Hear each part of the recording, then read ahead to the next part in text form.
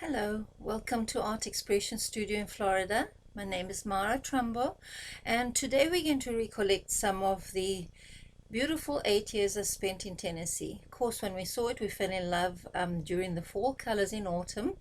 And when I left after 8 years to come back to Florida for a milder climate, I decided to recall every season, which was as beautiful as the preceding one and the following one in Tennessee. And I'm going to put all four of them on this painting. So you will have a distant mountain here, denoting the winter months. A closer hill with just rocks, no snow, which will show the change of the season into the springtime. A red tree here with the four colors for autumn. And then there'll be other spring birds, summer flowers all over the place.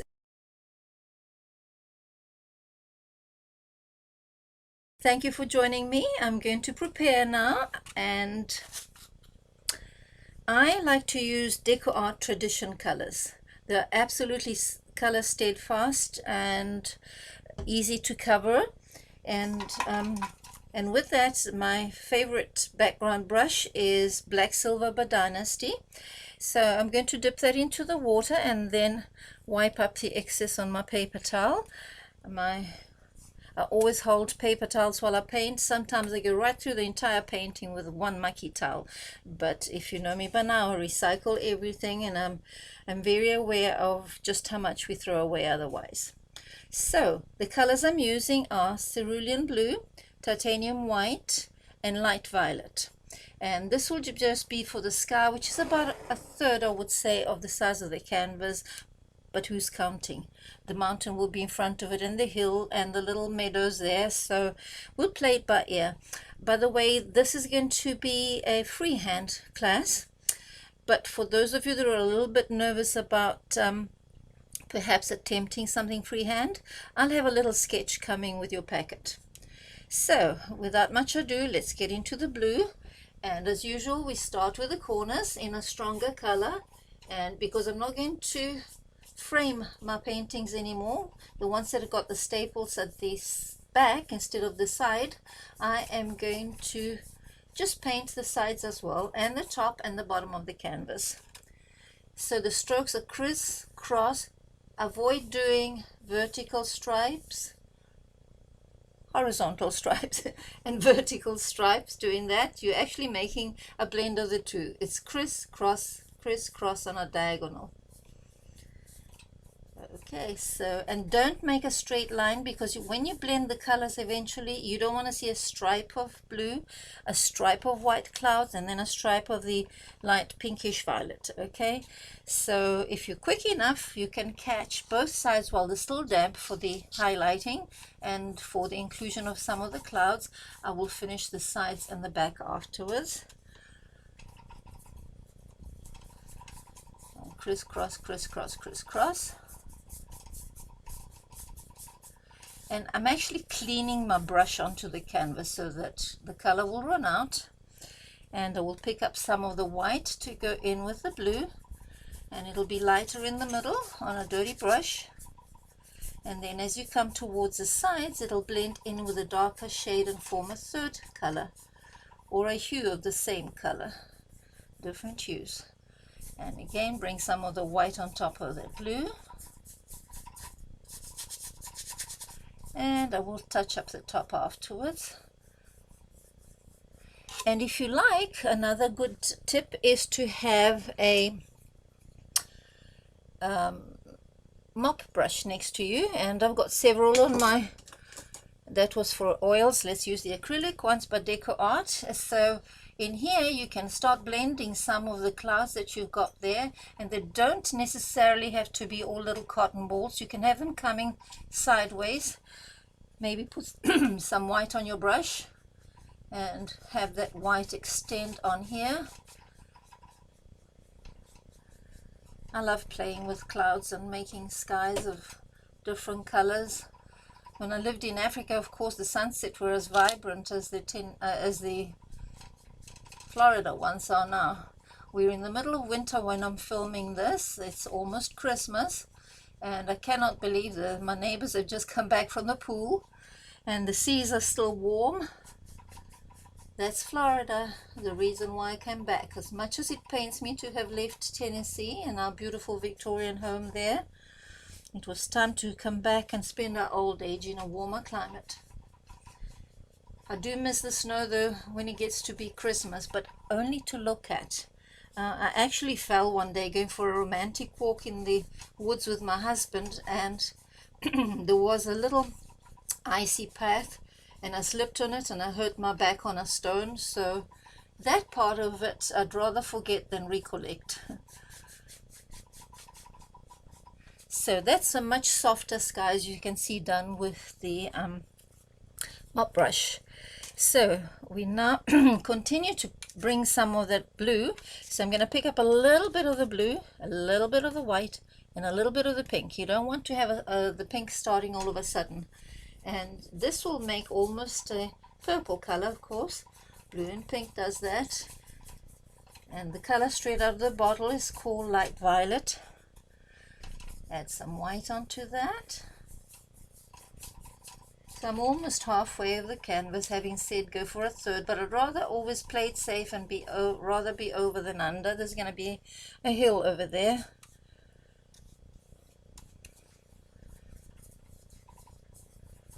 And again, we're going to incorporate some of this color up into the blue and even some of the clouds. Actually, clouds are cute when they're pink, which it's like the sun kissing them at the end of the day.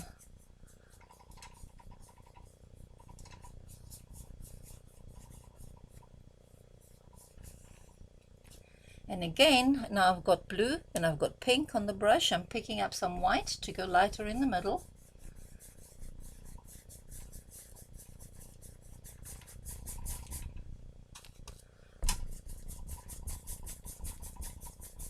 The quicker you go, actually, the easier it is to create this effect, because it's still wet on the background. I'm not using an extender and I'm not using a wet brush. It's been the same brush that I started with without washing it. And we're going to pick up our little blender and join up some of those clouds. If they're a little bit too strong, just keep on working them into that pinkish color and into the blue.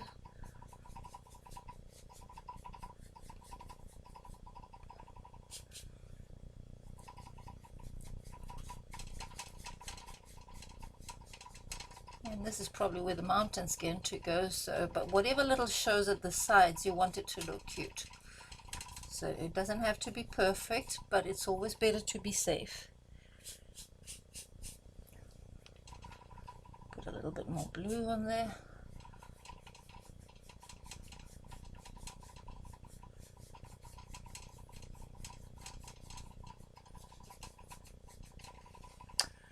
Okay, so that is, and intermittently, because of the lighting here in the studio and because I'm actually filming this on my computer, I don't have a zoom to go in and out. So what I'll do is I'll stop the video, I will take photographs, I will show you close-ups in between, so when I edit the movie, you'll see the close-up of the sky. Okay, so right now I'm going to switch you off for a little while. So I'm just adding a few little clouds in the sky, and I don't want them all to be round and fluffy like that, so you can extend some across in there. I'll blend the bottom part in, and we can have another one there. You notice my brush is dirty, so the bottom is blue, which is fine, because now that blue is going to let it blend into the sky. Maybe a second one over here. Fluff it up.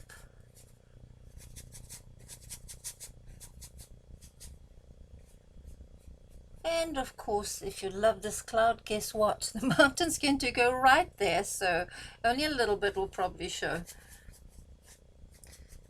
So having said, please paint about a third of the way down. It's actually almost half here. And then we can later on, once we start looking at finishing the sky, we can go back and put more clouds. We've got the 3 little birds to go in there, but we leave that for now, for later. Let me photograph it quickly so that you can enjoy close-ups.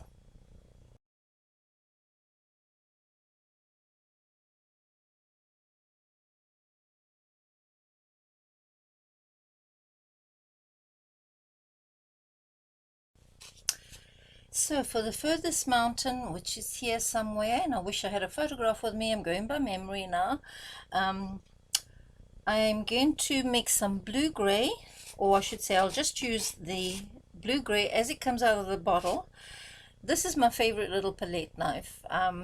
It does its function, but when I paint in a large class, I switch to some plastic, which I'll show you in a little while. So what you want here is a little bit of rugged edges. You don't want this mountain to look like a pyramid or an ice cream cone. So move your spatula or your palette knife up and down to the sides like that. And now I'm going to show you if it's done with plastic. And these are cut up gift cards. Please don't use your credit cards because the strip may still contain some of your personal information. You don't want to chance that. So this is what I use for my students when we paint rocks and mountains. It does the same as the spatula, but you now have more control because you're holding the sides of it.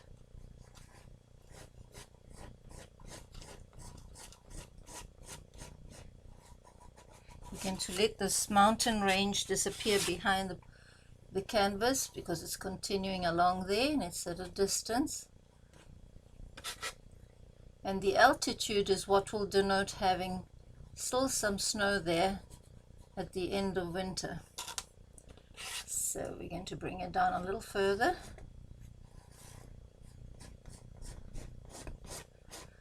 Now if you notice Bob Ross, when he does landscapes, he will say, bring this to the left, this to the center down, and these sweeping towards the right. And then you can pick up your brush, and I'm trying to actually put an even distribution of this color. We don't want a lot of bumps in there. So the easiest way to do that is now to get your brush back, which I got soaking in water. Let's get it out. Catch some of this color, bring it across and around the corner there. Gently across there, towards the center here, and towards the left here.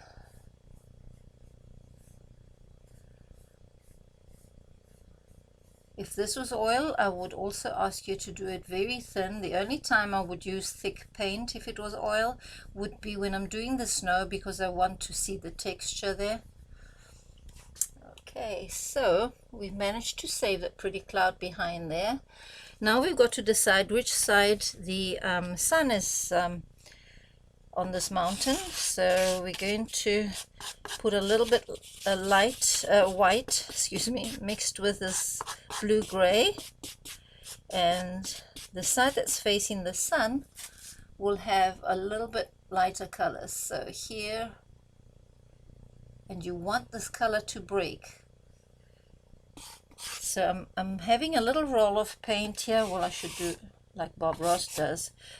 Clean my palette out, get a little roll of paint, and then go on the left side. Now here's where you can also adjust your peaks if you want to.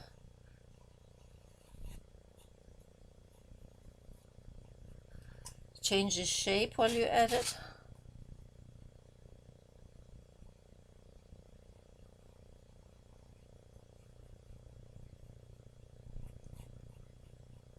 Make some valleys in between.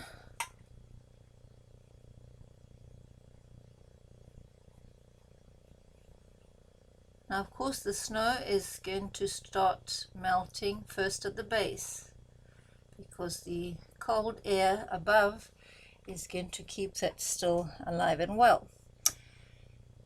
So let's get a little bit more white.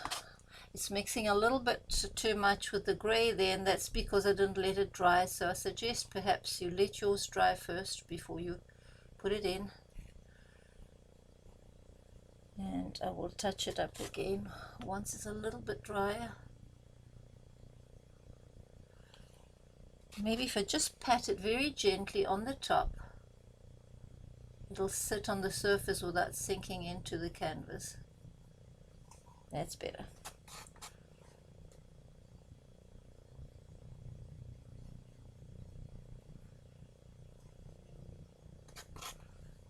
That little peak I missed out on.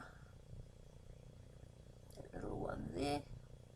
Let's get some more white on that, although that's coming down towards the base, and we want the snow to melt in there. So I'm going to add a little bit of the cerulean blue that we used for the sky into that gray.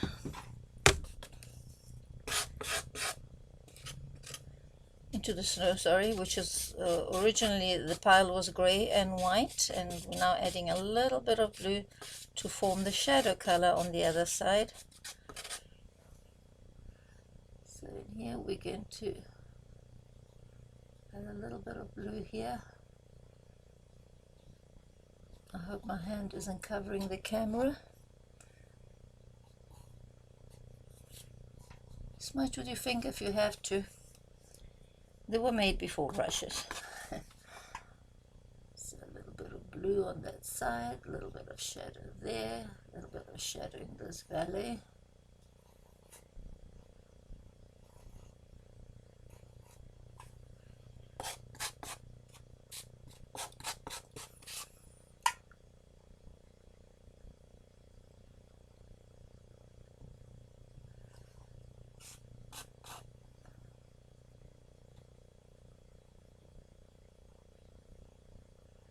A little bit of there. And this is actually already your tree line, so I'm just going to tidy it up there, but I'm going to remove some of the snow. And perhaps let's get some more white. I see the canvas is absorbing a lot there, so it's thirsty. I didn't gesso it first. I hardly ever do, actually, unless I'm doing portraits.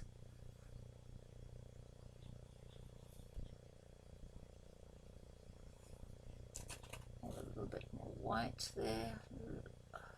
Last one there.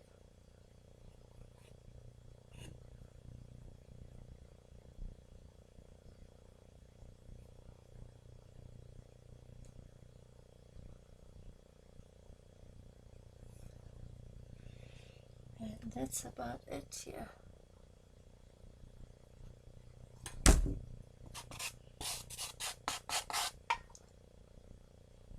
little bit more blue there.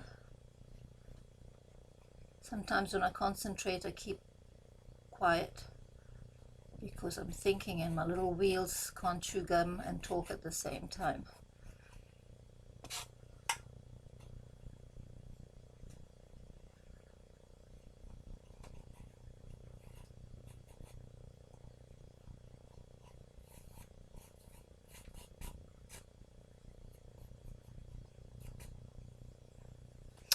Okay, so now we're just going to accentuate with gray again, and deeper gray this time, and a little bit of white, only a little bit, some of the rock formations. And you again hold it sideways, shake your hand, make this go every which way. If it's too light and it looks snowy, we can darken it again.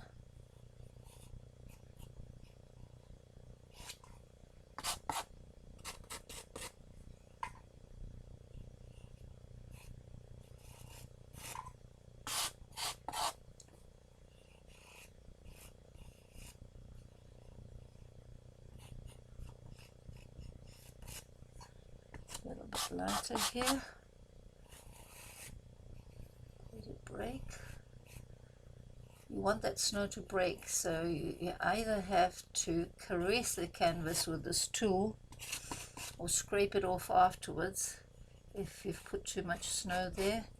I'm going to go back on with grey and blue and remove it because it's in the lower plains of this mountain there. And here we are. So the blue will blend nicely with the grasses we're going to put there afterwards, because this will be like the tree line for the mountain coming down, and we can add those afterwards. Okay, so that's your winter mountain.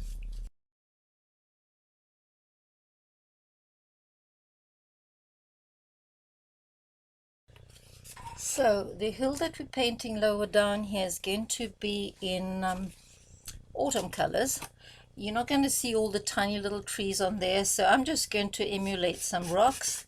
Again, we're going to do the foundation color there with the umber.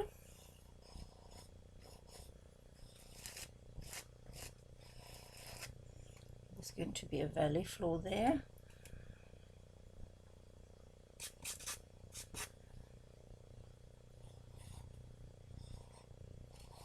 Hold the brush sideways when you're wanting a bigger stroke.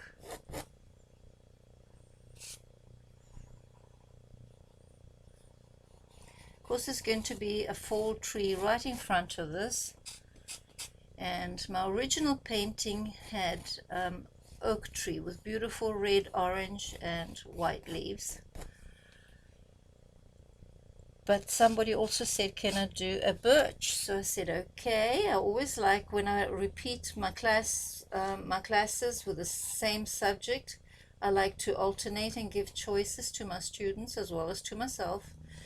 So I will do birches on mine, which is great because the white trunks will definitely show up against this dark brown. Bring that around the corner there. Okay.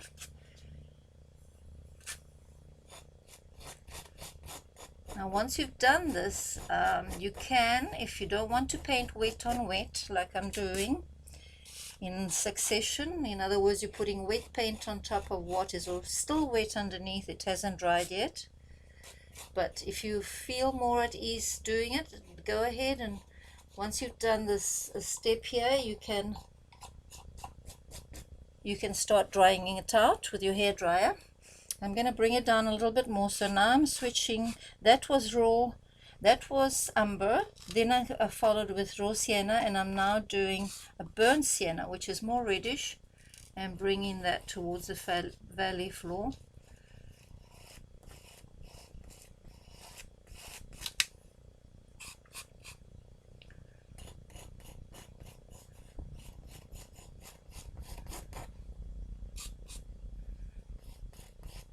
And again, like on the other side, I've got my brush sitting in the water.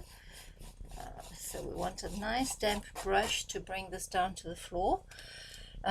So the tops, you will have the sun again shining on one side, and for that I'm going to put in some ochre yellow. So these are the sun-kissed edges on that side. This side will be dark, so remove that.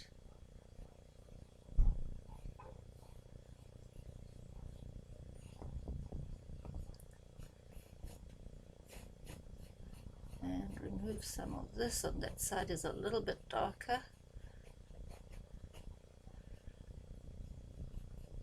And if you pitter-patter, I can't think of another word. It's like you're putting eyeshadow on your eye very softly, okay? So you want to do the same with the palette here. It forms a texture. Another thing you could use, Deco Art makes a beautiful texture medium. You could mix it either with your color or do it all in white first and then cover it with paint afterwards. I love playing with that, especially around Christmas time. And let's put some more sunshine here on these peaks.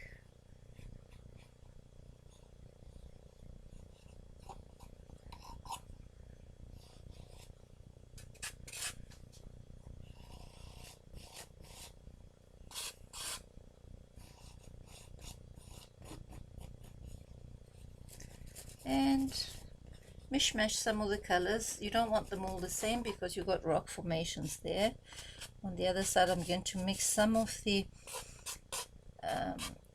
burnt sienna with the yellow, so that'll go on the shadow side here. In there.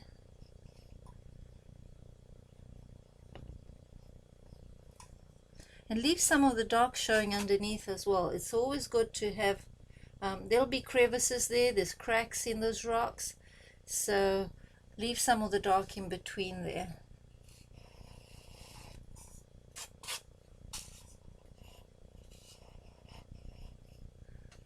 Don't forget to shake your hands when you make these little hills. You want rough edges.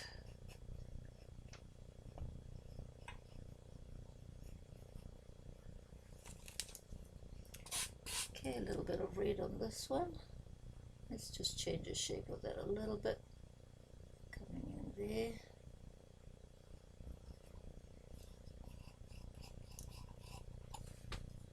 Okay, so back to the brush, which is damp, and you want to now bring some of this down into the valley floor, so towards the right here. And as you come to the center, you want to bring it down. This is almost like if you've painted with me, if you've painted roses, and when I show you that fan shape that you start in the middle, when you highlight, you come straight down, and then at the sides you follow the shape of the petal, right or left. So a lot of techniques that I've taught in oil painting for florals can actually be applied to landscapes.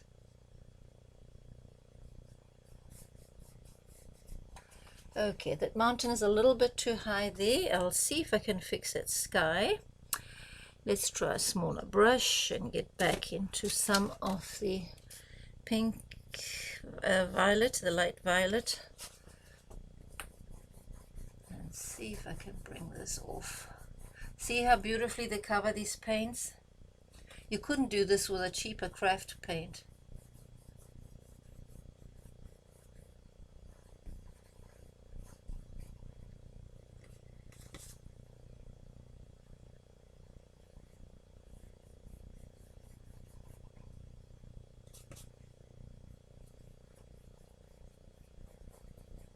I'll go over it again with the color there, put a little bit of blue here.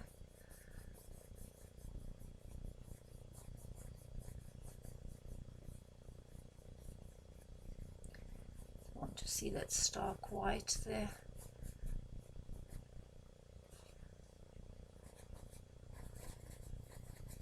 Maybe that's a good place to bring a little cloud where the two colors join up. And at the bottom of this one, told you, you never stop making clouds. You start at the middle, at the beginning, and you just do a couple of little clouds here and there, not too much because they're harder to remove than the look. So always just put a few of them, and then later on you can add on as required, like I'm doing now. So this will be the horizon here. And so you can have tiny little ones there too, just zigzag, zigzag along the horizon and smudge them up.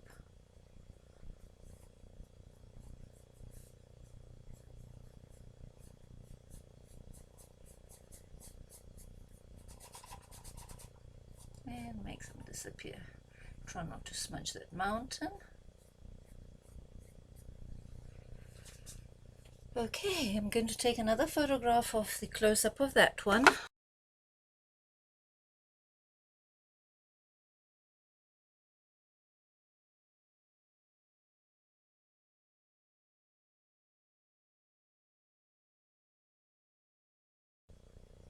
So here we are, we've got all the different greens, still the earth colors which I may mix in between.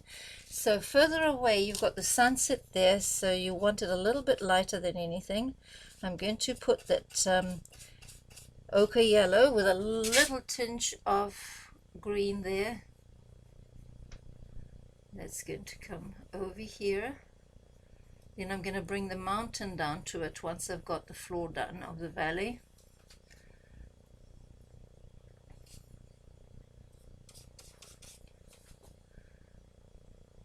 Slowly round this one. We don't want to smudge it. If you do smudge it, actually, you know, it's an autumn color.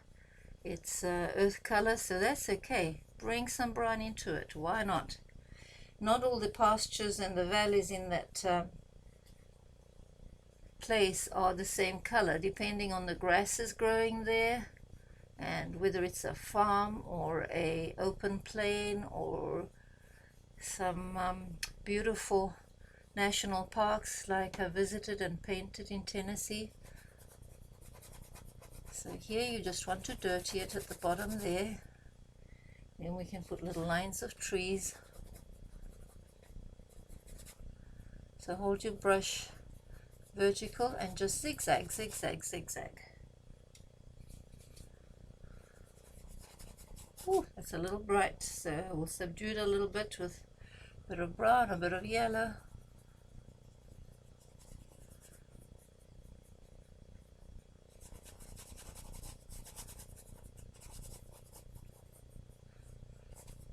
Then if I remember right, there's another little higher ground here. So I'll just cover the floor a little bit with these colors. I could be using a bigger brush, right? Yes, I know.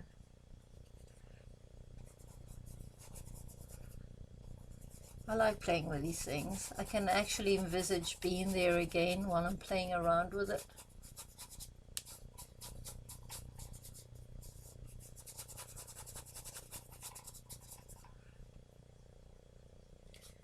So some of these grasses will be coming up the slopes and some of the trees. So I'm going to take some pine green here. Hold my brush vertical now and make little lines of tree at a distance.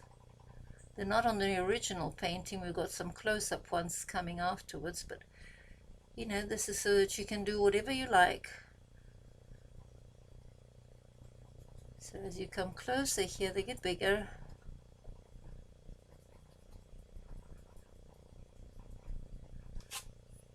You can put some brown at the bottom too, so it creates a shadow on the valley floor.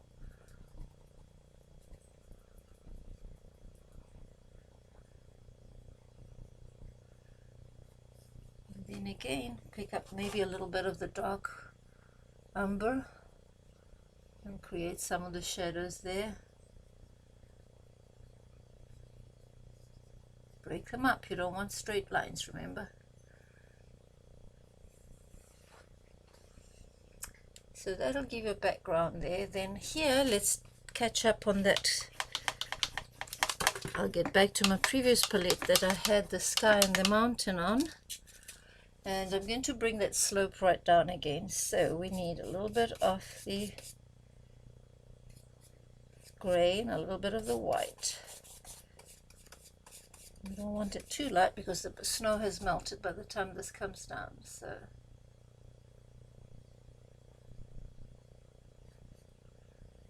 we'll bring that here like this.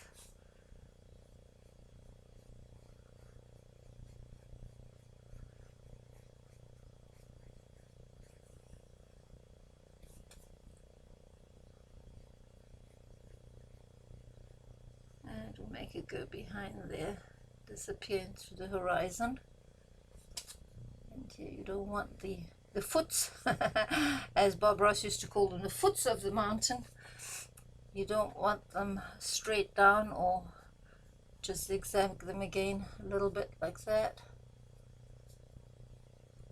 And some of the, oh yes, I need a little bit of sunlight on this side. So we'll just add a little bit of white in the gray, but we don't want a snow white. So in here, I'm just going to pat it a little bit there, a little bit here. So it's sun-kissed on this side. The sun is here shining on the mountain side. Okay, and that side looks a little bit like it's about to drop off into the abyss, so I'm just going to do similar to here, maybe a little darker because it's on the shadowy side.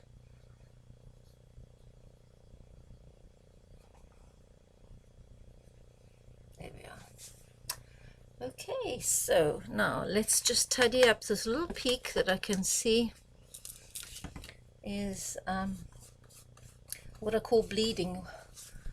When sometimes the paint, if the canvas underneath is pure cotton, which this is, it doesn't have a synthetic fiber in it, they're a little bit more absorbent, and if you're putting on a very watery color, it tends to bleed. By bleeding I mean, you know, just like when your lipstick smudges into the little cracks around your lips.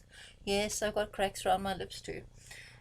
So you just play around with that, bring it around like that, here, and again we start here at the foots and we make little foothills, some little greenery creeping up into the side of the Rocky Mountain there, yellow, and that actually it's phthalo yellow green, this mixed with a little bit of ochre.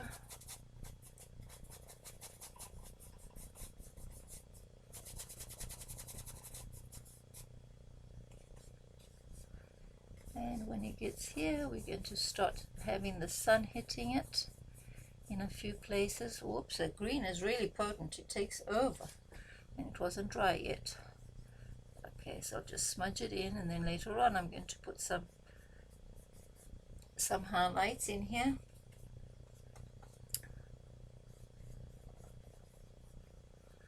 You can, again, if you think you want a little path there, like it's I'll call it the Christmas Pass. There's one in South Africa called Christmas Pass. And since we are 2 days away from Christmas while I'm taping this, this will be the Christmas Pass in Tennessee. I like moving my mountains, my passes, my seas. Having lived in so many countries and so many places, I often marry them on canvas. Nobody will know. And if they do, I'll show them my artistic license to do so. My teacher said I could do it.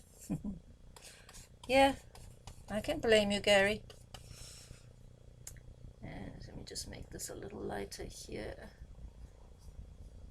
to cut into that mountain there like this. Okay, so how's that? So I'm gonna get my big brush again and tidy up, get some more colors on a clean palette, and I'll see you in a little while. So did I tell you that although I'm wearing trifocal glasses, when I paint from the side, not only do I twist my body around, but my vision is impaired. So when I stood back to photograph the trees, I see they were all leaning this way, like there was a gale force pushing them there. So I'm going to straighten them out a little bit. I'm going to load my brush at the bottom with green, dark green. Let's have a look, and maybe a little bit of brown to subdue it a little bit. And on top with a little bit of the yellow and the other green, and let's try and straighten them. Okay, I probably have to get my hand in the way. Let's see if I can hold the brush.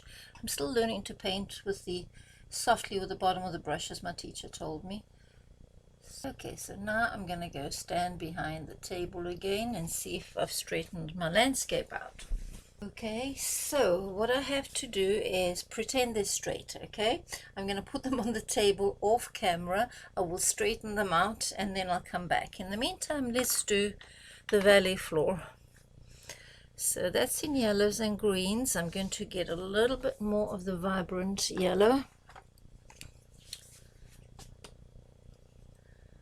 And there's also a little gray, like a little bump on the road here. Let's have a look. It's not a hill as such, it's like a protrusion in the ground across here. So I'll do the background first. A little bit of the greens, a little bit of the yellow, a little bit of the browns. And here you just want to crisscross again all the autumn colors as a base ground. This is really just to cover the canvas, okay? So don't let it worry you too much. Whatever color you've got is fine. And I will even allow you to go straight. No, it's still always best to get the paint inside every thread of that canvas by using crisscross strokes. But if this brush is a little bit wet, I'm going to have to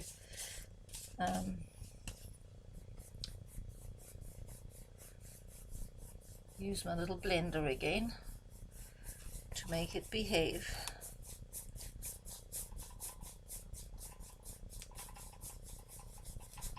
Right there, around the corner here, and then some of these grasses will go up there.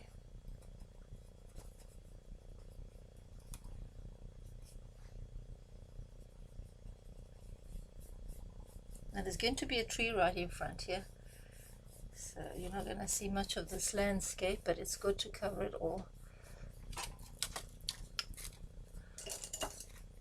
Since I've got both my, I'm so lucky that I collect all my little mop brushes, because the other two are in the wash right now and you can't use them wet or you're going to make a real mess. So here we oops. Are you losing your hair, babe? Okay, let's rub it on the towel. And you can always remove the hairs afterwards. Little crisscrosses across here just to get the feeling of soft grasses growing there.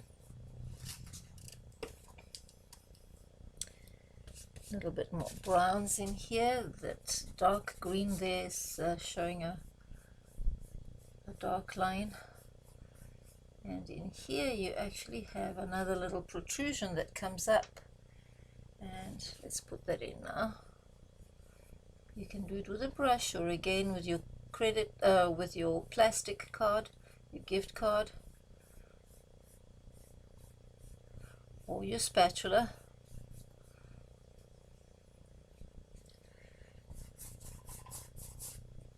A little bit of yellow, a little bit of white to subdue that.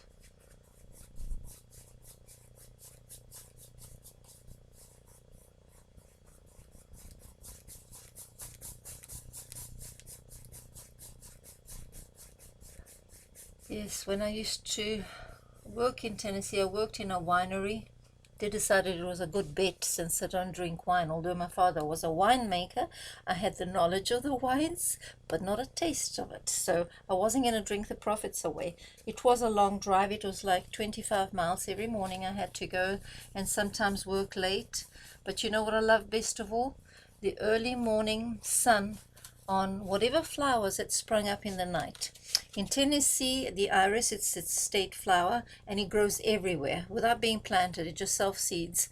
And so I used to go past, and I thought, oh, I'm on my way to heaven. There were hillsides full of different color irises. It was just too beautiful. So I can hear you say, so why did you leave? Because we built a Victorian house in a little village of 83 people in the middle of nowhere, 1.5 hours from Knoxville, 2.5 from Nashville. And after my darling husband built me the most beautiful studio ever, it was like a full apartment with a kitchen, a bathroom, and closet for my supplies. It wasn't like Walmart. You build and they come. Well, we built, nobody came. So we stuck it out for 8 years and then decided, no, I couldn't take the harsh winters anymore. My husband was born in Michigan, so he could get used to the cold, but I couldn't. So we decided to come back to Florida. And before we left, we were in Sarasota, Lake Placid, and Wauchula. And coming back this time, I moved closer to Bob's family in Bradenton area. It's a little town called Ellenton, but it's beautiful. In fact, the biggest mall in America was built here, believe it or not. But now we've got the University Mall that supersedes it in prices and rent as well. So I'm hoping that the Ellenton shops will eventually blossom again in this area, especially as we're putting in a theater. There's already a nice rink there. It's really beautiful. So when I miss the cold Tennessee winters, I go and watch my friend Fran who ice skates in the ice palace here.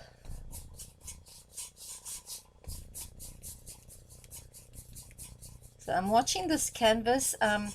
After you think it's totally covered, it breathes, okay? So all of a sudden there's white little spots appearing, and you can either put in there, as I said, gesso beforehand would have made it a little smoother, but I don't mind going over things twice. So I shall block those little holes, no problema. Am I talking to myself with this camera on? No, it's on. Okay. Just wondering, you know, since I do talk to myself at times. And my muse listens some of the time, yes. I talk to her and she answers back. It's a she, by the way. And I must give her a name one of these days. But there are times she wakes me up in the middle of the night, like this morning, 3 o'clock. Couldn't go back to sleep. I even tried a melatonin, which my husband believed in because it's a natural thing. I don't believe in sleeping additives otherwise. And didn't work. So you'll never guess whose company I joined.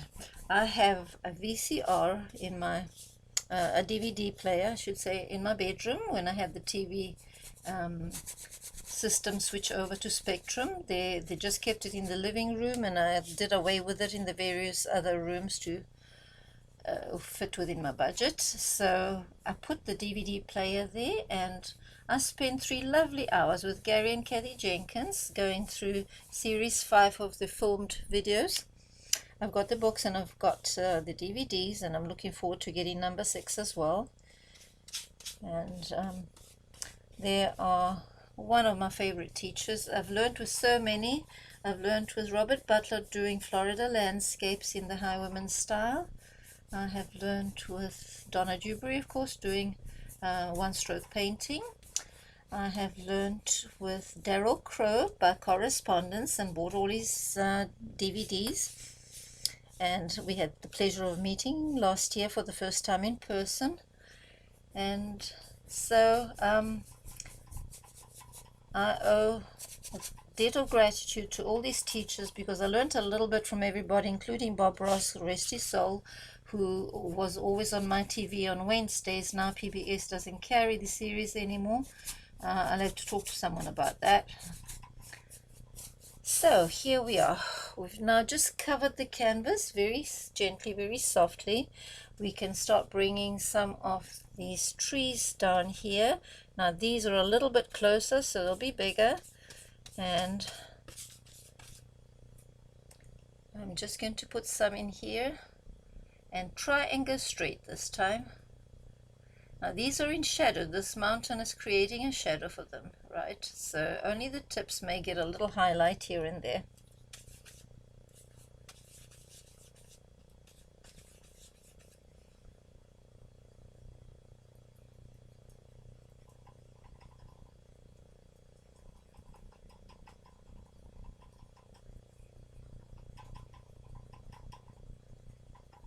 And this will be a background to a big tree that's coming here. And as I said, on the original painting, and I'll include both photographs in, it's got like a maple tree or a oak tree. They look very similar in the fall with their lovely autumn colors.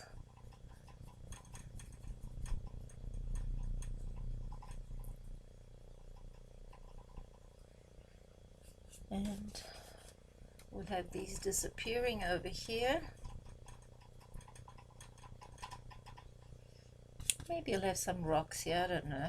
Let's see. Probably build some rock in there. Turn my brush where the brown is. And have a little rocky outcrop. Since we're going to have one there, we'll put one here too, and they don't have to be at the same height, so I may change that too. Let me do this now.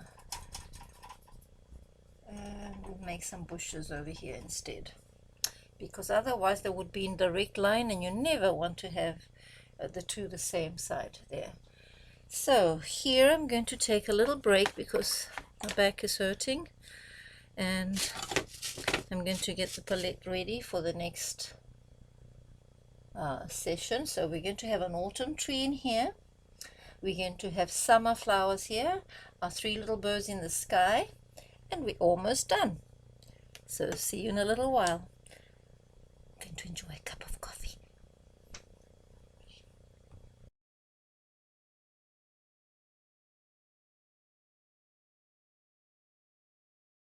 Back, and if you remember before the break, I found those trees to be a little bit crooked. Not only that, when I put them down flat, I had added a little bit of green because I thought distant trees are normally a bluish mauvish color, but they would have disappeared against the background there. And in doing that, I put too much green. So when I corrected the size and the straightness, if there's such a word, I've put some of the gray and the blue in, but showing some of the green coming through there. So I also made the uh, ground in front of them, which is in the shade, a little bit lighter because it was very, very dark for a background. It would have been okay if it was closer up, but since it's further back, it mixed a little bit of blue with the green there. Now the next thing I want to do is get rid of this little protrusion over there. It's too close. It's blocking the passage of the valley floor coming through. I just don't like it. So I'm just going to go back into my mix of greens and browns, and I'm going to just do away with it. Whoa, so that's much too green. So put a little bit of umber. This is my what I call my dirty palette. You know, every time I'm almost finished with a color, I save the colors, I spray it with water, and you should as well. And to give them more open time, if you have to, put them in a plastic bag into the fridge. I'm actually going to bring this down a little bit and change its color.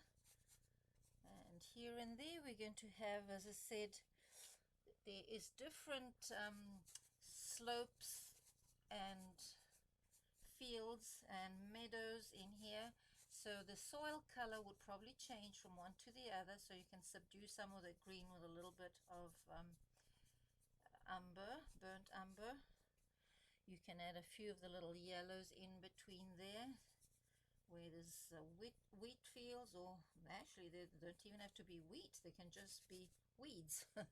And all the different colors would still fit in. So there we had a bit of a highlight, which I seem to have lost, and I'm going to put some back. And again, this is a correction you can make right at the end when you're looking at your painting and decide what is required. So I'm just going to throw some highlight over there. And in here, going into there, I seem to have eliminated some of the yellow, so I'm just going to put some back in there a little bit there. And I may add even some shadows at the foot of these trees.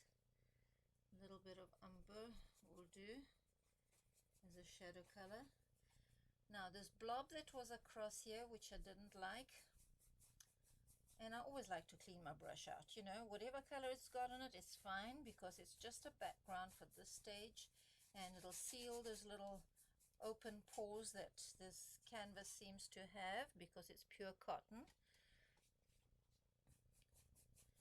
Oh, much too light, but let's add some dark in there.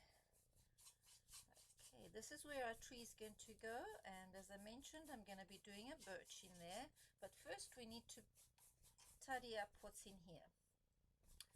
And this was originally going to be a line of trees, then it was going to be a rock, then it was going to be I don't know what, but we'll just make a little sponge painting, and I absolutely love doing sponge paintings. And of course I had my sponge on standby here, and it's gone. Here it is, here it is. So what you want to do is, if you buy those very big sea sponges at Michael's, please do not cut them with scissors. If you do, you're going to get an even shape that'll look like a rubber stamp, and what you want is uneven shapes. Then you don't load the paint on this side, which is smooth. That's where you hold your sponge, and you use the one that's got little fingers protruding out. You can twist and turn, but never twist and turn on the canvas or you smudge. You go one shape here, lift it up and out there. So if you move your hand, you'll get different a different feel of the bush. Okay, so the colors I'm going to be using will be a dark green here, and you'll have all your colors on your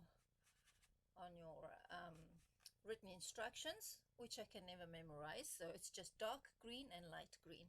I think it's yellow green. Then it's a little bit of Indian yellow and a little bit of titanium white on the very edge there. Now if you're nervous about doing this, I suggest you practice on paper a little bit, and you can pounce it a couple of times to see whether it's got big blobs or it's gentle enough for you to use. Okay, so here we go. So little sponge painting there, and by putting the white on top, it looks like it's in blossom, and it's got some yellow and white flowers. So if you want more white, you lean it this way. If you want more dark green, you lean it this way. And too much white there, we just go on top of it with the green and kill it off. Okay, so a little row of the white flowers appearing here too. So this is coming more into the foreground. So this would be your background, this is your middle ground, and this is coming towards your foreground. So I'm just going to make little shrubs here, little flowering shrubs. A little bit more yellow, a little bit more white. There and here and there. And then to make that sit down, I will take up my brush again. I'll pick up a little bit of burnt sienna and make it sit.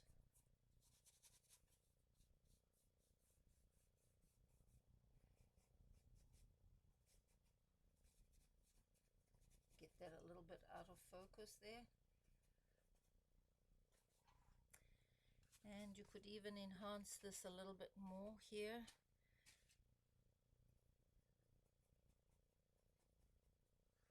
And I'm just going to add a little bit of that dark green with a little bit of the sienna and just pounce it here in odd places. You don't want a straight line, because I don't think God has a gardener on standby in nature reserves like this one. And you can smudge with your finger wherever you like. So your tree is going to go from here, covering some of this and coming up. I may even take it beyond the painting, I don't know yet. A lot depends on what it looks like when I first put it down. A little bit there, a little bit there, a little bit there, and more of the dark in there. Okay, happy with that. So now we need to build this up again, and for that I'm going to take my cut up card again, and my colors are raw umber underneath, gray, and a mixture of umber and gray. And then this is the blue gray that we made the mountain with. This is titanium white, and this is a mixture of the titanium white with the gray. So here we are, we're going to build all three. So this one is moving a little bit down here. We'll start with the bottom, working up, I guess. And you can start from the top, going up, going down, I mean. Now hold this every which way again, like you did the mountain. And then we take the mixture between the brown and the gray as we go up a little lighter.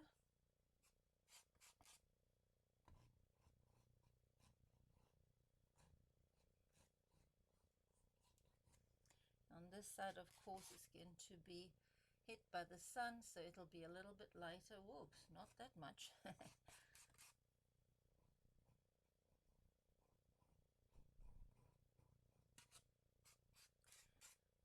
a mixture of the two again.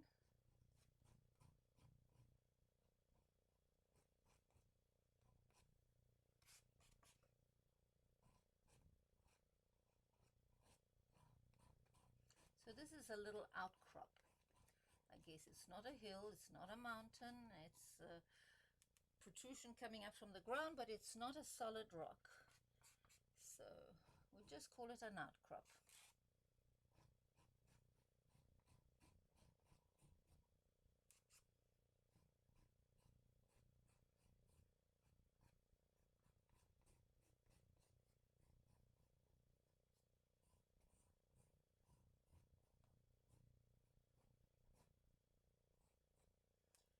And a little light here again on this side.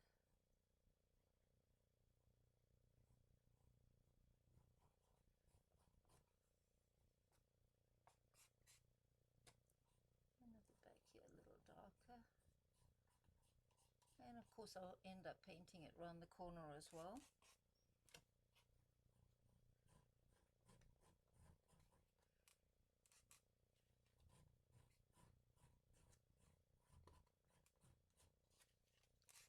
And a little bit more of the umber at the bottom here.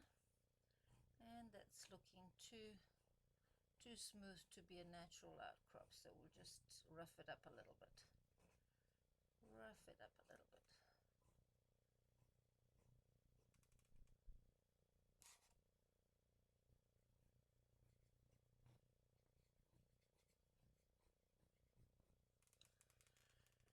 Okay, so while that's drying, we can start on our tree over here.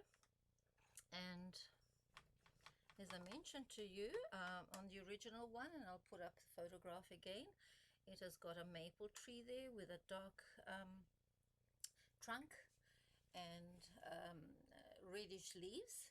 And these leaves will also be autumn colors, but more onto the red, orange, yellow.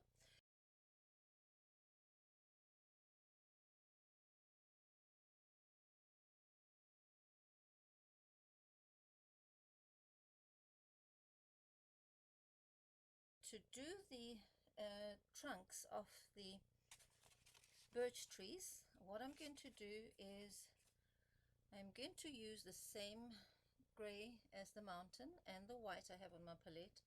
I'm going to load my brush with mostly white, and on this side I'm going to side load with a little bit of the gray, and you'll see why in a minute. I may also use some extender, but I'll see how this goes first. Okay, so we're going to have a birch trees from here. The sun is shining through here. Remember, this is the dark side, that's the dark side. And the sun happens by coincidence to be shining through the hills. At least in my imagination it is. So we're going to bring this up. Press the brush. I'm holding it horizontally, as you can see here. And I'm pressing the brush to make a wider base. And as I go up,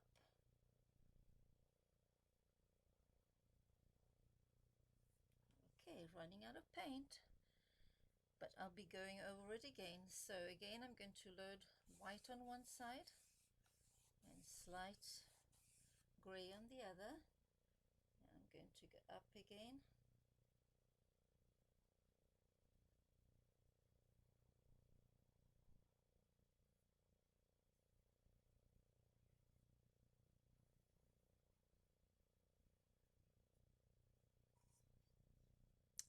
Okay, you may have to do this a few times depending how thirsty your canvas is.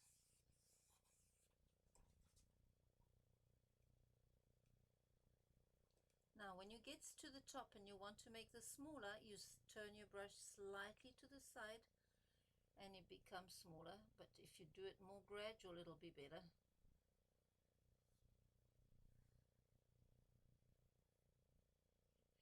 And then we can switch on to a round brush to do the other branches. So here we are, we're going to do this. The one I had in Tennessee was actually two. It wasn't the same trunk splitting into two, it was two individual trees, but they were growing so next to each other I call them Siamese twins.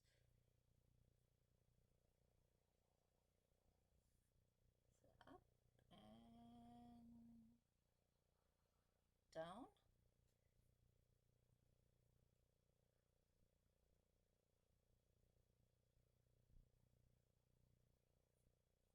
Oh, some of the green behind is still fresh and it's going onto the tree, but that's okay. I'll be going over it again. Reloading, same color, white and gray. And this one I'm gonna take off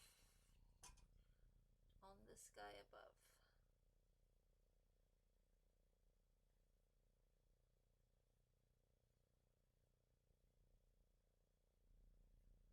Whoa, whoa, I'm getting bigger and bigger.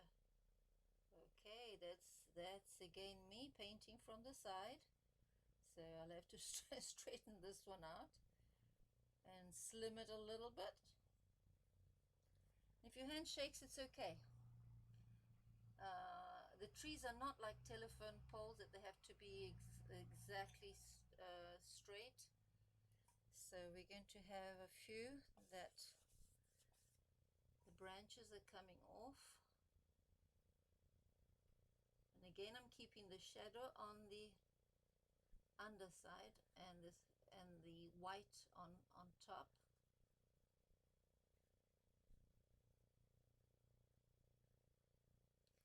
And we can switch over to the round brush to do the rest of the branches.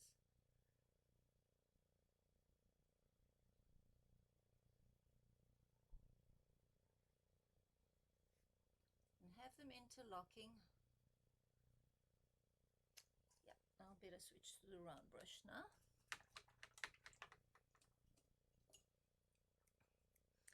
This is a little teeny one, but it'll do.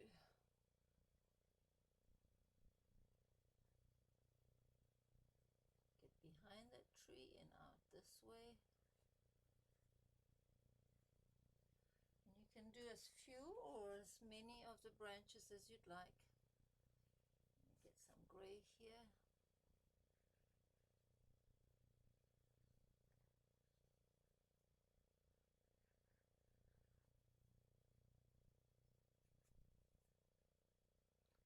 And then you can put the highlights on now or later, as long as you don't forget.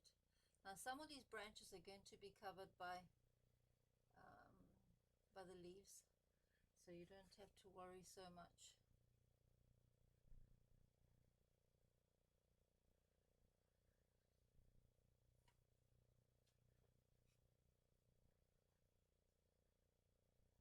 So I'm hitting it there.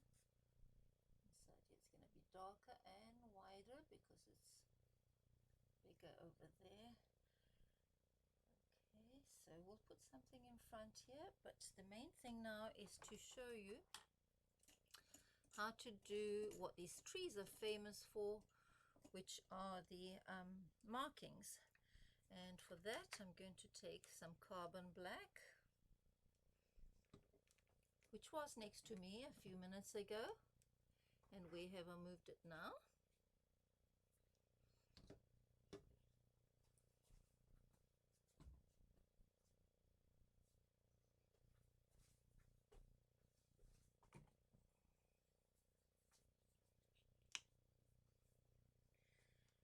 I found my black. Here it is. So I'm going to put a little bit of the black there.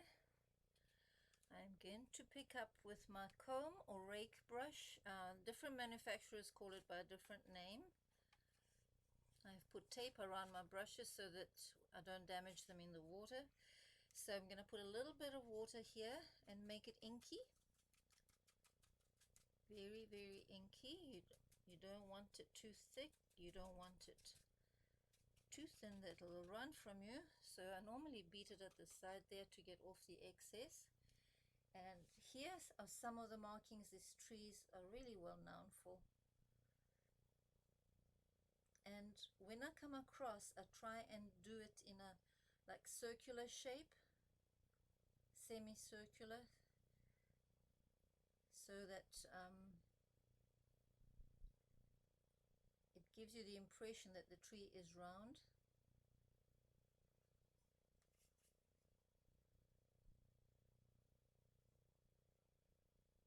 And don't make them equidistant. Make some markings close to each other, some further apart, some stronger than others, some shorter, some longer.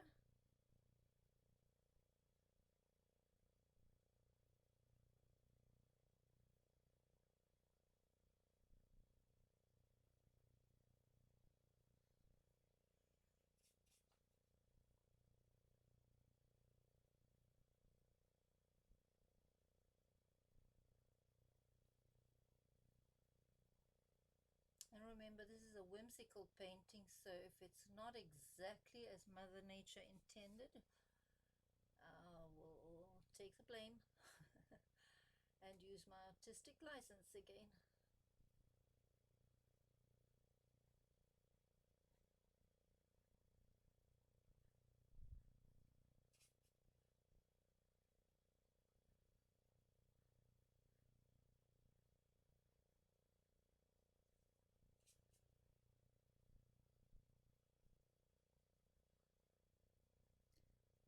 You can always tell when I'm concentrating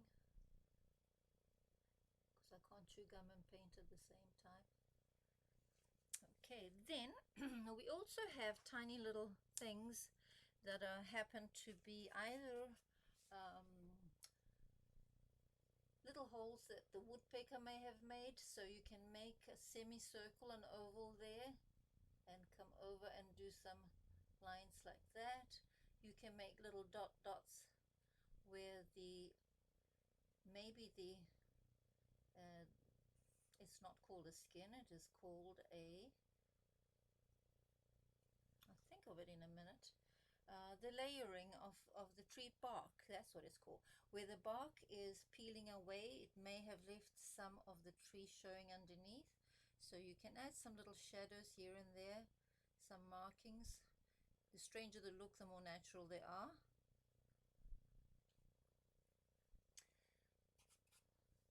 This will obviously be very black inside because it's deep into the wood.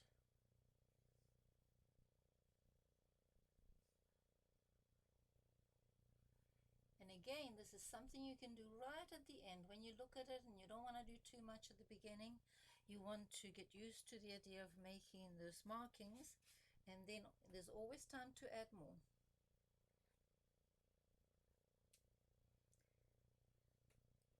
So what I'm doing when I come down, I actually slide my brush in across so that it gives the shadow on the left side becomes more pronounced.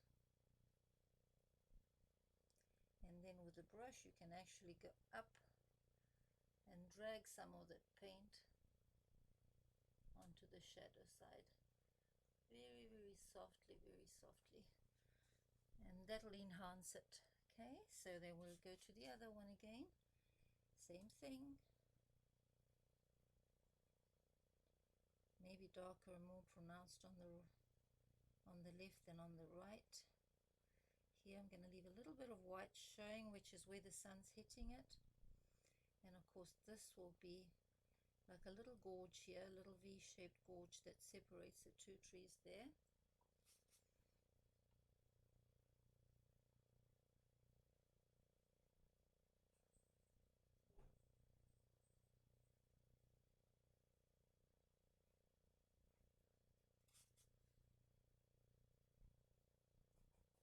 Whoops, I smudged it.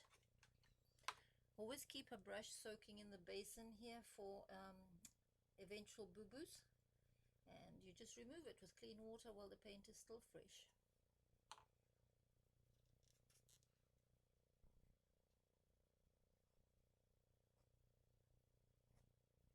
You can steady your hand with your little finger on the canvas because the rest of the artwork is dry, so you won't smudge anything.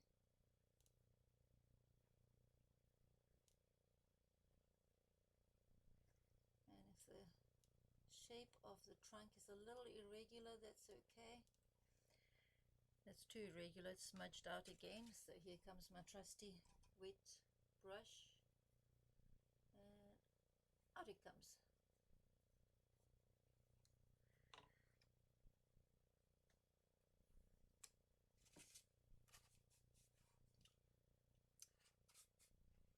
normally a very clean painter. Today I'm smudging a little bit.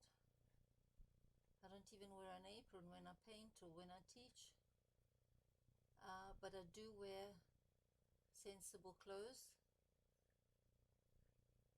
I don't go into Macy's to buy the clothes I paint with. I support my local thrift stores. And the thrill of the hunt is so nice anyway. What I'm wearing right now, when I went off to England and my daughter asked me to go to the high street with her, she was going to treat me to some clothes. I said, do you mind if we go to the low street instead and check out Salvation Army, Oxfam, and all the other charity shops you have here? We had a whale of a time, and she found herself some brand name stuff that of course at the 10th of the price. And I even got lucky enough to buy matching water pearls to a necklace I had. I found a bracelet there which I couldn't afford. It had the original jewelry price on it, and when I told them I would love it, but it was my last day in England and I was running out of money, I opened my purse and I said, this is all I got left, which was £20 for the airport. And she says, let me speak to the manager. She went and spoke to the manager, and guess what? They gave me a £250 bracelet, about $300, for the £20 I had in my purse. So bless them. I really treasure that little bracelet.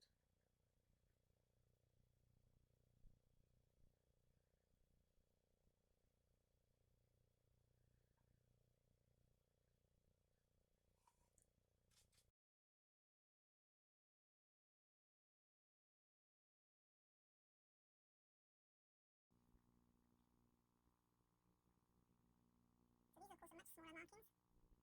Now, you could use your liner brush if you wanted to, but boy, that was going to be a patience game doing it with a liner brush. I love these comb or rake brushes. They do the job so nicely, especially when I paint Santa's beard or some Victorian lady curls in doing portraiture.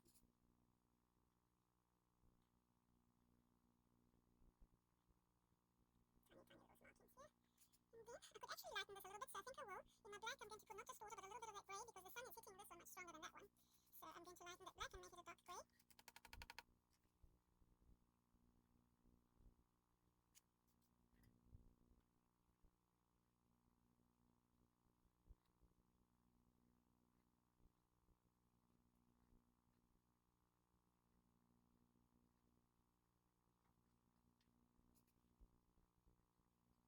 Okay, now as I said, we'll touch it up in a final look over and critique, find the mistakes and do what's accentuate the highlights and darken the shadows. So there's a little bit, I'm going to put a little bit whitish grey on the side where the sun hits it. There we are. Of course this needs a few more branches on this side, so let's do that quickly. Maybe I'll have one going here.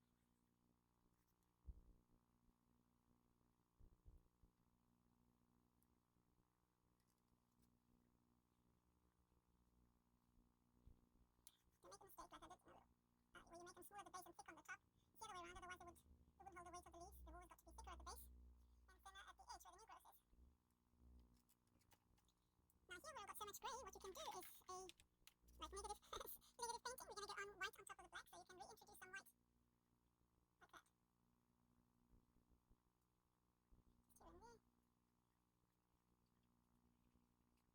And as I said, most of these will be covered by leaves.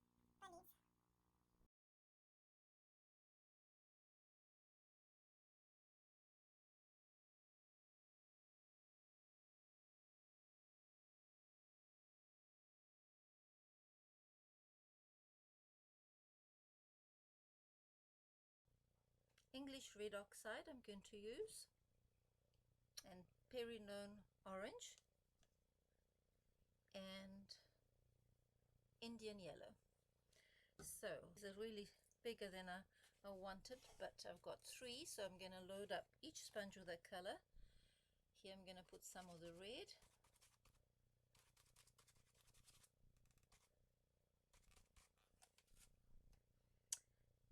Okay, and this one will have the orange.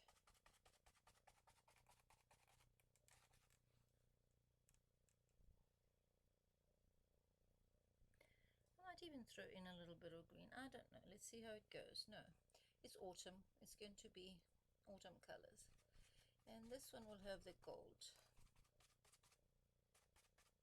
Okay. Okay, so these are basically your three colors that we're going to be using. Now what you want is, you don't want solid colors going on. You want to be able to see some of the sky. You want to be able to see the mountain. Well, I'm not bringing any lower branches down, but in case you decide to do yours smaller and lower, don't cover up your mountain. You still want to see some of those. So I'm going to start with some of the darker colors. And there'll be some coming around here, and there'll be some crossing the tree in front.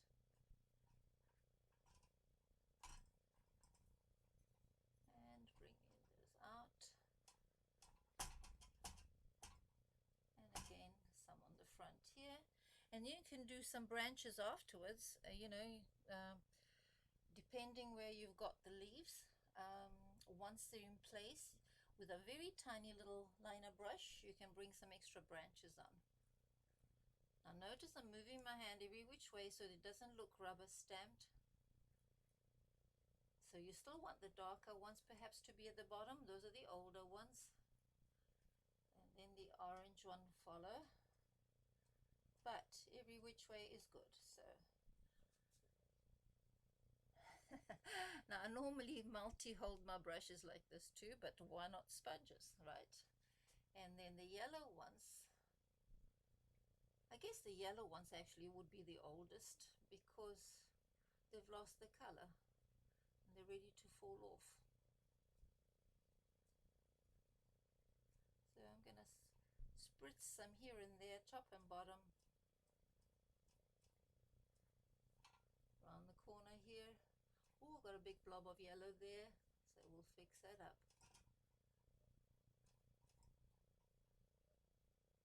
We'll put some more red on that, and that gets rid of that. Again, a little bit of red coming through there.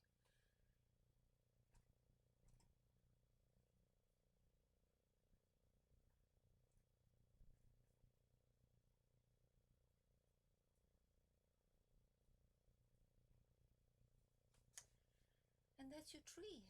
Now you can do it denser if you like in here. If you want some more, let's quickly put a few over here because it's looking pretty empty. Crossing on top there, on top here, on top here. And now that I've messed up my hands, I have to take a break to go wash handies. See you back in 2 minutes.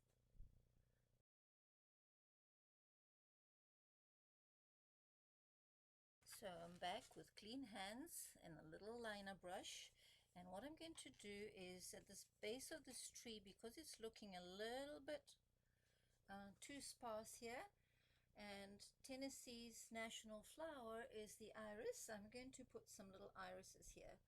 So I'm going to bring some of the leaves across. Let's darken that green. Some will fold over. Some will go straight. So you press your brush initially to make a wide leaf, and you release the pressure to bring it to a point.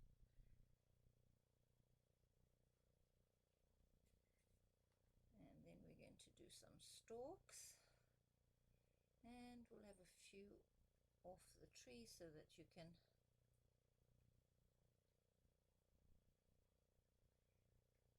do as many or as few leaves as you like.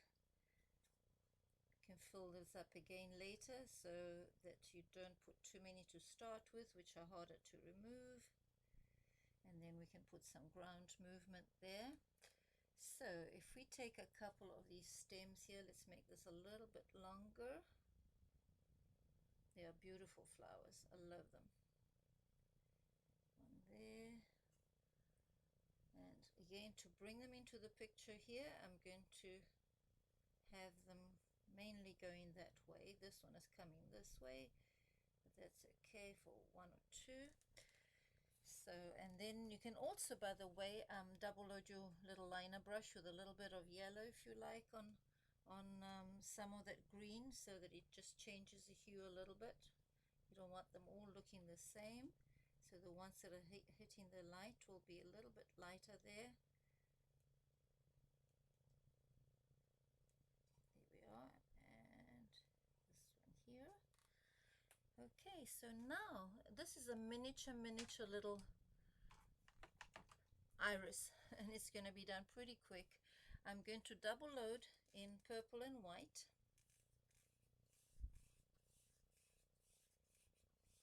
My good old one-stroke painting days being revived. Purple on one side, white on the other.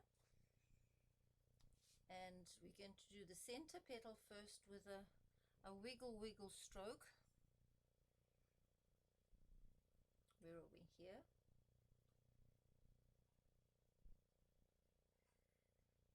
And then a side one. Ooh, this is so tiny.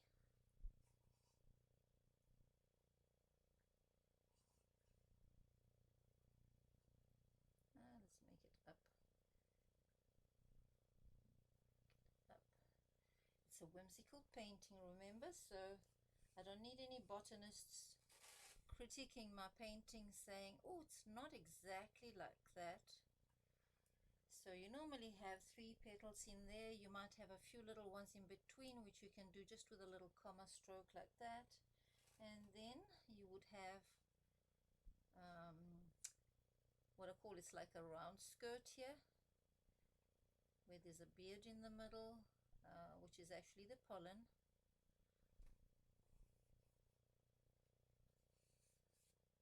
And 2 little ones coming at the side here. There, and I'm holding the purple always towards the center and the white on the outside. We will put the pollen in afterwards in there. So this one is probably just one that's about to open. So I'm going to make it almost like a little bud by pressing the brush and extending it there. I will put a little white. Ooh, too much white reflection. Man, okay, if you want to stay there white, you can do that. And again on this one, press, go up, release, and come back. So actually that is also the formation of a calla lily in one stroke technique. Then we can do a little comma stroke there and bringing that in, a little comma stroke there and bringing that in, another little comma stroke there going out there, another one going there, and then I'm going to reload to get some white on the edge. And I might reverse this one. I might do white in the middle,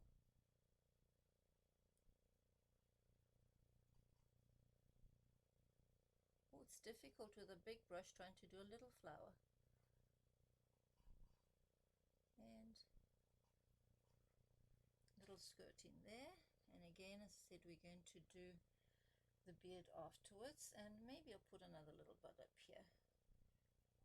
Dot there, comma there, comma there. We'll just make one that's just about to open. Looks more like a rose. Let's put a more purple in the middle there.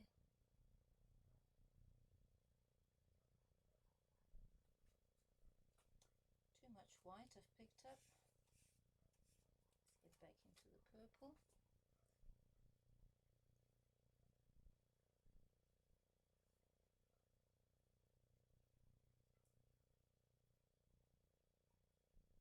Okay, and then a little trusty liner brush with a green again. Bring a stem into that down here, and some calyx coming up here and folding. On account, he's about to open and he's shedding his little leaves on there. Okay, then with a little bit of the bright yellow, I'm going to do the stem in here, which comes out of this side also, and sometimes known as a beard. Make this one a little bit lighter.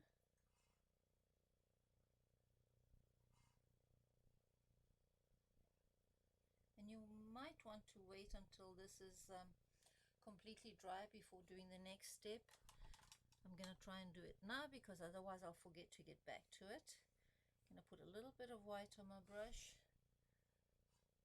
I'm going to extend this here, and I'm going to bring some of the lines across here. So this opens up like a fan really, and you can accentuate the round petal there. The other one, because it's white in reverse, I'm going to take purple and go from here with a darker color, and like the spoke of a bicycle coming round. And again, where I've damaged the outline in white, you just put it back with a little liner brush like that. Touch up that one. And as I said, it's a whimsical painting. You don't want everything to be perfect. And then now you can put in some more leaves, and you can use your dirty colors for that and put some light and some dark, combination of both.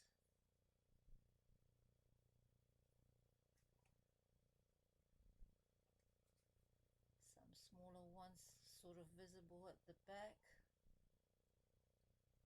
little ones there. And to finish it off, I'm just going to put some of that purple I had on my brush into the green and get a nice little muddy color and do some shadows here. Maybe a little bit more green.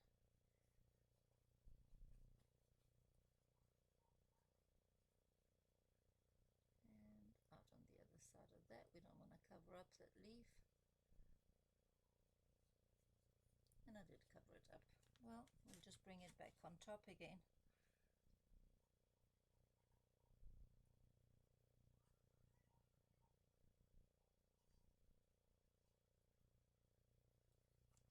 Okay, so now we're going to move over to the other side and do a summer blossoms.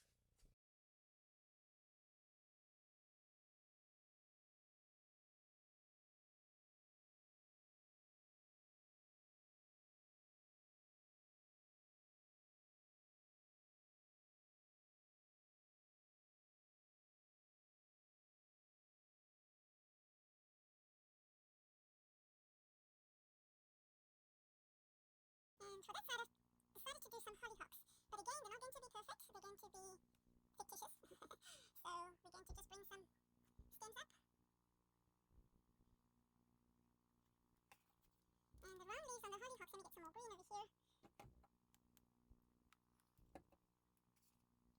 I'm going to put the leaves in before the blossom, so a little bit of dark green and a little bit of light green, double stroke on my brush again. And they're almost like little water lilies shape. Some of them are round, some of them are obviously seen from this angle, they'll be oval. And then some of them you can just put little dots here and there because you're not going to see all of them. Elliptical shape when you see an oval from the side. I think I learnt that word from Priscilla Hauser. I had the pleasure of painting with her on board a ship from Venice to Greece, through Turkey and Serbia, and it was really, really wonderful experience. She's so humble and so gracious. I would love to do another trip with her.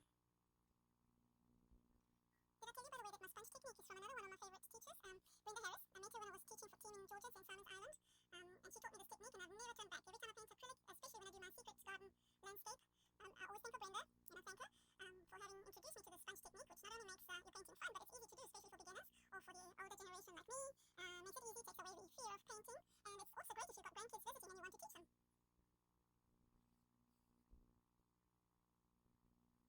Okay, now as they go up, I should do this a little bit darker. The end of the hollyhocks are round little balls in dark green because the blossom hasn't matured yet, it hasn't opened. So you have all these tiny, tiny little dots. So you can put those in place while you've got the green paint with you on your brush.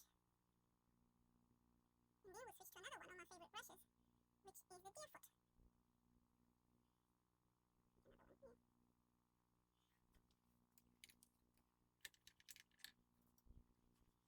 And here's where it's hiding. I had put them here so I wouldn't forget them, and then I go looking all over the place, and here are all my other brushes. Oh well, what can I tell you, we're getting old, and the only thing an artist, what did I say, an artist never gets old, they just drop the brushes. I hide mine instead. So I'm going to double load this again with a bit of purple and a little bit of white. And you know what, we've got so much purple there that I'm going to mix some different colours. Wait a minute. Okay, alizarin crimson would be nice. Yes, if I didn't hide it. Here it is, here it is. And I love alizarin crimson in the same paintings as I have the purple, because they're so complementary to one another. Then of course my white bottle has gone walkies. Here it is, right in front of me. So I'm going to put white next to every colour that I'm loading up. And let's have a bright yellow. Come on, Donny, come. And why not a nice blue as well? Cerulean or sapphire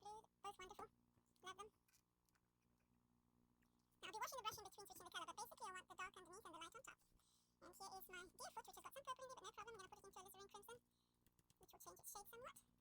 And why do I think I'm using too much of a big brush for little flowers? Let's have a look. Oh yeah. I forgot when I did the original, it was a big painting. So we'll downsize. Okay, we're now going back into a flat brush. Unless you've got a large canvas, then the deer foot is your best bet. So I'm going to double load this little guy here, and I'm going to go around just this way I did on the iris. I'm going to make a little round skirt. You pivot the brush. That's for the flowers facing you, okay? And you can even bring some of that white in with the tail of your brush, or do it afterwards with a little liner. So some of them will be tiny little ones being born up there, so we just put a couple of little ones there in between the dots. Maybe one coming out of the sleeve underneath, and you're going to see this like a front view, which is called... Okay, I'll remember it in a minute. I do those roses all the time, foreshortened. So this is a foreshortened version. Mix the colour too much. Okay, maybe a little dot of dark green there. Wow, this is a patience game. Having made them so small. Let me see if I can fix this. Maybe I'll turn these into two. That's what I'll do. I'll make little twin flowers here. Yeah, otherwise they'd be out of proportion to the rest of the plant. And darken the center again. And then we'll put some little yellow things in there. So now, wash my brush. Double load again with the blue and the white. This is possibly a white blossom, but because white and white will be just a white blob, you'll think you've got little snowmen there. I'm putting in some blue with it. I used to love growing hollyhocks. In Rugby in Tennessee where I lived, we had the original seeds the English brought over like 400 years ago. Well, maybe not as much, maybe 200 years ago. And Rugby was the lost colony of Britain in Tennessee, so they valued the traditions, and I started growing those poppies, painting the envelopes that we sold them in, and they were called heirloom hollyhocks. And I really, really enjoyed looking after them in my garden and selling them to our tourists. Okay, so we switch colour again, and we're going to go yellow and white this time. These are the same height, which bugs me, so I'm going to extend this one here. You should never have them standing side by side like little soldiers. I keep on preaching it, but I don't do it. So come on, teach. Practice what you teach. And again, a deeper middle there, and then we'll add some more colours. And we'll squeeze a little one in there that you're just seeing portion of. Sideways. So now we're going to go into a red, but if I keep my yellow in my brush, I might make it into an orange instead. Why not? Let's have a look. Yeah, I think I like that shade. So again, little buds up here. And this flower is going to be the same side as that, so I'm going to just make him a little taller there. Change its position.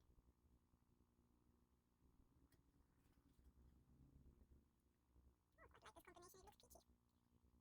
And then one sticking out there behind that leaf, and maybe another one sticking out of here. And let's make it more open, otherwise it looks like a rosebud.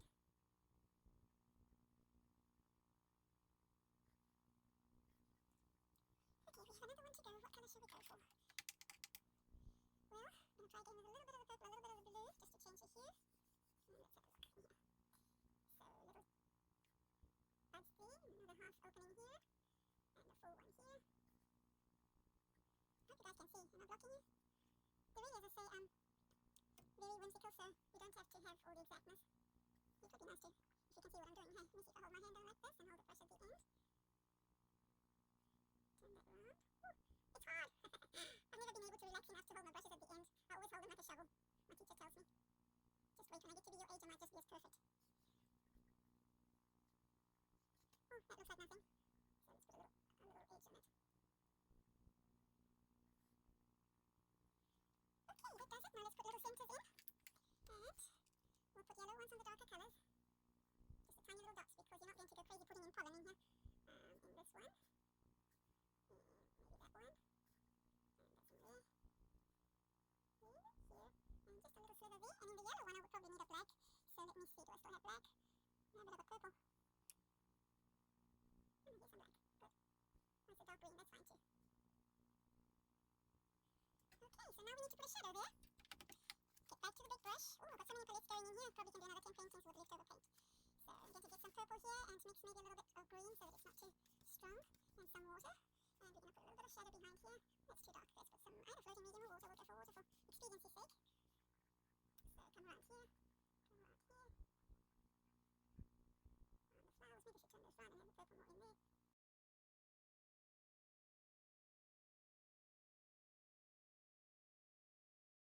Little birds up in the sky. Okay, little birds, black. Where is my black? Here's my black. Okay, I'm going to again load up my little liner brush, and be careful of the size you use. You can't do tiny little birds with big brushes, and I hope this one is okay, or I'll switch to a smaller one. So if you want some birds in your picture, the letters to follow is an M, sometimes a W or a V. So just think of those. So here comes the M.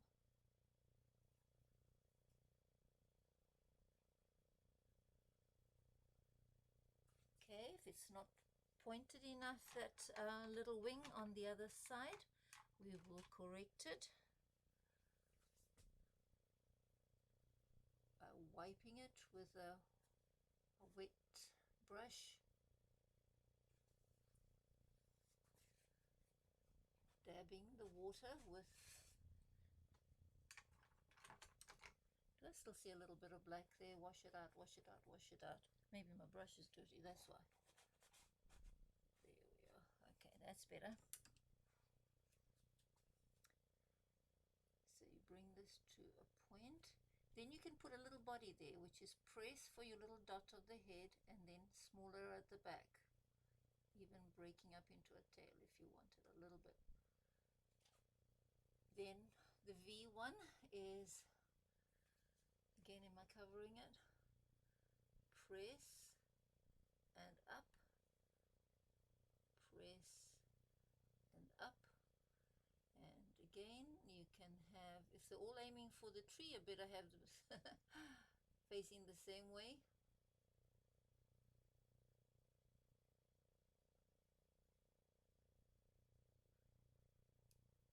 And then a further one in the distance, which is just going to be, let's have a look, sort of a name but not as drastic as that one.